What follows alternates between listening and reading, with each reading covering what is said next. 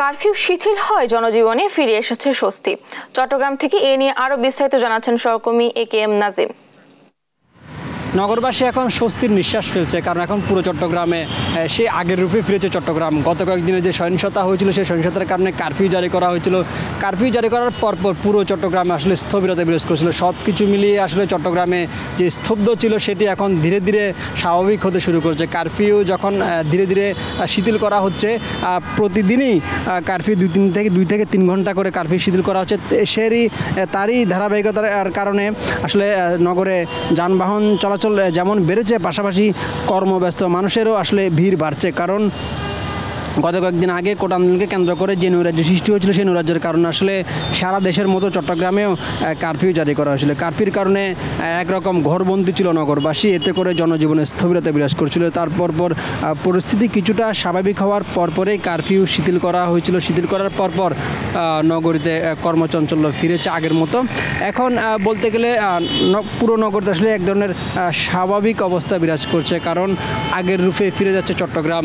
আমরা সকাল থেকে নগরীর সবগুলো গুরুত্বপূর্ণ জায়গাগুলোতে ঘুরে দেখেছি। প্রতিটি জায়গাতে আসলে যানবাহনের চাপ বাড়ছে এবং ব্যক্তিগত যানবাহন সহ ছোট বড় যতগুলো গাড়ি রয়েছে সবগুলোই নগরে ফিরেছে। কারণ নগরবাসীর একটা প্রত্যাশা, এই যে গত কয়েকদিনের যে বিশৃঙ্খলা সৃষ্টি হয়েছিল সেটি যেন দ্রুত নিরসন হয়ে আবারও আগের রূপে ফিরবে চট্টগ্রাম। চট্টগ্রাম বন্দর সহ যতগুলো গুরুত্বপূর্ণ স্থাপনা রয়েছে সবগুলো স্থাপনায় বিজিবি, নৌবাহিনী, কোস্টগার্ড এবং সেনাবাহিনী সহ সশস্ত্র বাহিনীরা আসলে কঠোর নজরদারির মধ্যে রেখেছেন। গতকালকে আমরা যেটি জেনেছি, বিজিবির পক্ষ থেকে বিজিবির পাহারায় চট্টগ্রাম থেকে কয়েকটি জায়গায় তেলবাহী ট্যাঙ্কারগুলো তাদের বিজিবির পাহারায় নিয়ে যাওয়া হয়েছিল।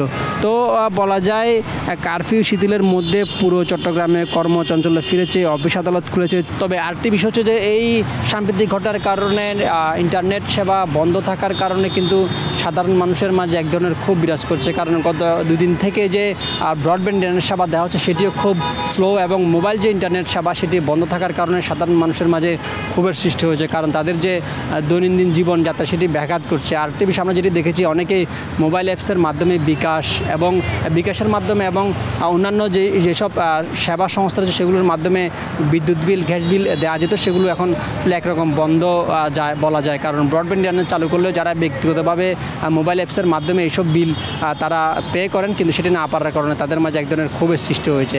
তো এইসব যদি দ্রুত নিরসন হয় তাহলে নগরবাসীর মাঝে আবারও পুরোদমে স্বস্তি ফিরে আসবে।